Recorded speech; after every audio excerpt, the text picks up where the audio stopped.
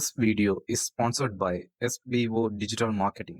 Join SBO Digital Marketing, your work from home opportunity. It's a mobile based part time job ideal for students, homemakers, and job seekers. Make the most of your free time. No fixed hours. Work at your convenience. Just share and publish content. Simple tasks with no selling and no referrals required. Earn daily income with instant payouts.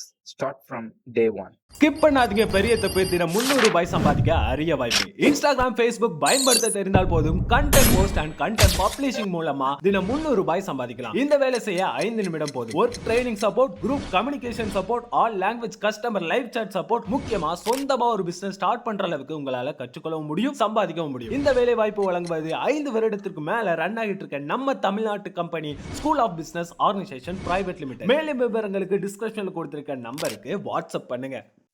புத்திசாலி. ஒரு மாபெரும் கூட்டம். 2 பேச்சாளர்களுக்கிடையே போட்டி. யாருடைய பேச்சு அதிக கைத்தட்டல் பெறும் என்று. கூட்டம் துவங்குவதற்கு முன் இருவரும் ஒரு அறையில் அமர்ந்து அன்றைய கூட்டத்தை பற்றி விவாதித்துக் கொண்டிருந்தார்கள். அப்போது ஒரு பேச்சாளருக்கு தொலைபேசி அழைப்பு வர அவர் எழுந்து போனார். அவரது பேச்சு குறிப்புகளை அவசரத்தில் மேஜையிலேயே வைத்துவிட்டு சென்றார். அவர் திரும்பி வருவதற்குள் போட்டி பேச்சாளர் அந்த குறிப்புகளை படித்து விட்டார். அந்த குறிப்புகள் அவர் தயாரித்திருந்ததை விட நன்றாக இருந்தது. கூட்டம் துவங்கியது. அடுத்தவர் குறிப்பை பார்த்தவருக்குத்தான் முதலில் பேச வாய்ப்பு கிடைத்தது.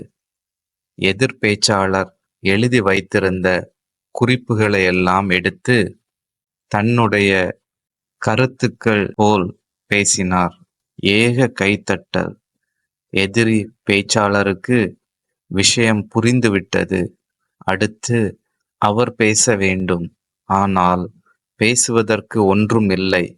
என்ன செய்வது? எழுந்தார். மைக்கை பிடித்தார். முதலில் எனக்கு முன்னால் பேசிய நண்பருக்கு நன்றி தெரிவித்துக் கொள்கிறேன்.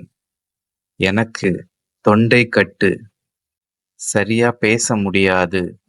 என்னுடைய உரையை நீங்கள் வாசிக்க முடியுமா என்று கூட்டம் துவங்குவதற்கு முன்பு கேட்டேன். அவர் பெருந்தன்மையாக ஒத்துக்கொண்டார்.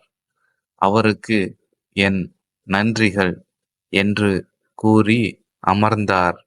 சூழ்நிலைகளுக்கு ஏற்ப செயல்படுபவன்தான் புத்திசாலி.